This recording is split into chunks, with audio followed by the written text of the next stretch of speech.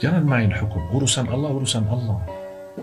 Surga, ampunan dosa, masalah dosa. Semua kita punya dosa, semua kita punya aib. Ya. Tapi Allah menutupi aib kita. Dan saya punya prinsip. Saya berdakwah kemanapun, saya selalu punya satu tujuan. Ridha Allah. Jamaah senang, tidak senang. Suka, tidak suka, bukan target saya. Lalu targetnya sih? Ridha Allah. Ridha Allah. Itu saja. Itu saja. Jamaah puji, jamaah caci maki, saya tidak peduli. Kalau kita bisa di level namanya manusia, dipuji pasti tinggi, bahagia. ya. Dicaci, Dihina, dicaci. Turun. Kalau kita bisa jadikan sama saja, Masya Allah. tenang kita. Ya betul. Betul, tenang. Jadi, baik Dengar, ya udah. Kalau dah dipuji, alhamdulillah, nikmat dari Allah. Allah yang menggerakkan lidah mereka memuji saya. Kalau dimaki, Allah takdirkan ujian. Sudah selesai. Tidak ada satu kata keluar dari mulut orang kalau belum diizinkan oleh Allah. Kita harus bisa belajar pasrah diri kepada Allah. Jangan kita hanya berbicara seperti di iftitah kita. Salat. Qul inna salati wa nusuki wa mahyaya wa mamati lillah. Mana buktinya? Salatku, ibadahku, matiku dan hidupku lillah. Mana buktinya? Sehari-hari. Sehari-hari beraktivitas, di situ terlihat bukti. Allah tidak menerima dari ucapan saja. Banyak orang berkata, aku cinta Nabi Muhammad. Tapi coba kita lihat perilakunya Nabi Muhammad tidak. Dan cukup orang berbicara. Kita mohon maaf pintar berbicara. Pandai berbicara. Bisa mengambil kalimat yang terbagus, kalimat yang terindah. Tapi kalau perilaku kita tidak pas, perilaku kita tidak baik, buat apa? Makanya saya berusaha terus. Kalau ada salah, saya dapat misal masukan dari Kiai Habib atau siapa, saya tidak ada rasa malu untuk segera minta maaf. Kalau ada orang memberi nasihat,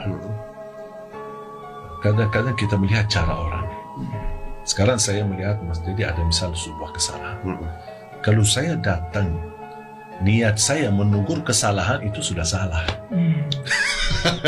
Itu sudah salah. Kalau sudah menganggap diri menegur kesalahan orang, berarti kita merasa diri lebih mulia daripada dia. Jadi harusnya gimana? Kita memberikan nasihat. Saya sebenarnya melihat Mas Dedi bagus, baik. Cuman nampaknya kalau bisa jangan seperti ini lebih baik. Pemilihan diksi kata, bro. Jadi memilih kata yang bisa menenangkan, tidak menyakiti hati. Ya. Kalau dia terima, syukur. Kalau dia tidak terima, saya sudah selesai tugas. Dan gak boleh sakit hati saya. Ya, boleh. Bukan tugas saya harus Mas Dedi ikut saya. Itu bukan tugas saya. Tugas saya menyampaikan. Dan tugas saya memilih kata-kata yang menyampaikan hal yang menenangkan hati. Nanti keputusannya terserah penerima. Ya. Yang mendengar, apa dia terima atau tidak terima, terserah dia. Syekh tugasnya selesai. Iya. Karena berubah apa enggak itu bukan urusan Syekh, urusan Allah. Ya. Saya tidak menunggu ada orang menerima nasihat saya dan dia berubah. Saya tidak harap menunggu itu. Allah. Orang yang ikhlas, yang dia bisa menyampaikan dakwah dan tidak menunggu melihat jumlah pengikutnya. Mau yang ikut satu, mau ikut sejuta, jangan berdulikan. Gak ada bedanya sih. Gak ada bedanya. Bagi saya, setiap saya masuk jamaah, saya selalu ucapkan, dengan namamu ya Allah, saya menghadapi jamaah. Gerakkan lidah saya dan hati saya untuk menyampaikan yang terbaik. Karena saya tidak punya apa-apa. Itu doa saya selalu. Ya Allah, bismillah, dengan namamu ya Allah, bismillahirrahmanirrahim, saya menghadapi jamaah. Ini sebelum saya masuk mengisi tausiah. Dan saya tidak punya ilmu apa-apa. Gerakkan lidahku dan hatiku untuk menyampaikan yang terbaik buat jemaah.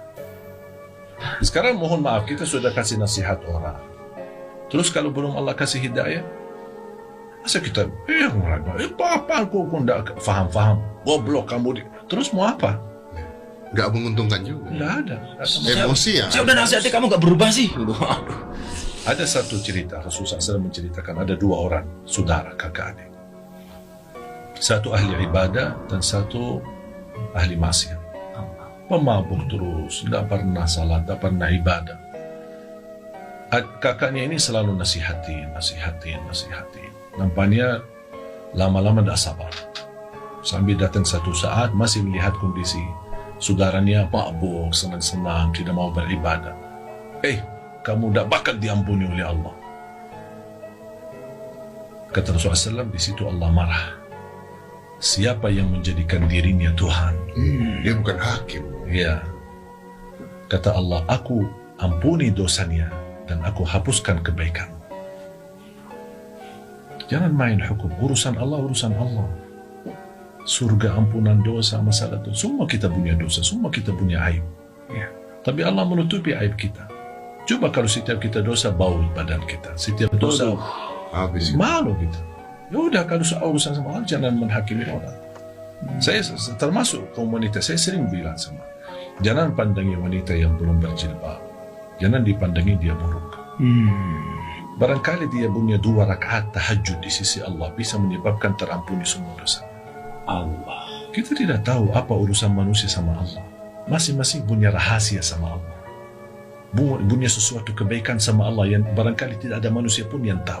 Bisa jadi sebab kebaikan itu yang dia antara dia sama Allah bisa menyebabkan terampuni semua dosa.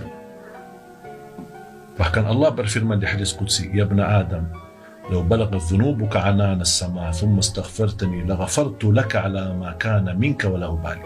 Wahai anak Adam, kalau dosamu sampai ke lapisan langit, saking banyaknya, padahal bayangan saya, tidak ada manusia dosa, satu manusia dosanya sampai ke langit. Tapi bayangkan coba karunia Allah, kalau dosa ke lapisan langit, dan kamu istighfar, aku ampuni. Bukan hanya diampuni, kata Allah, aku tidak peduli berapa banyak.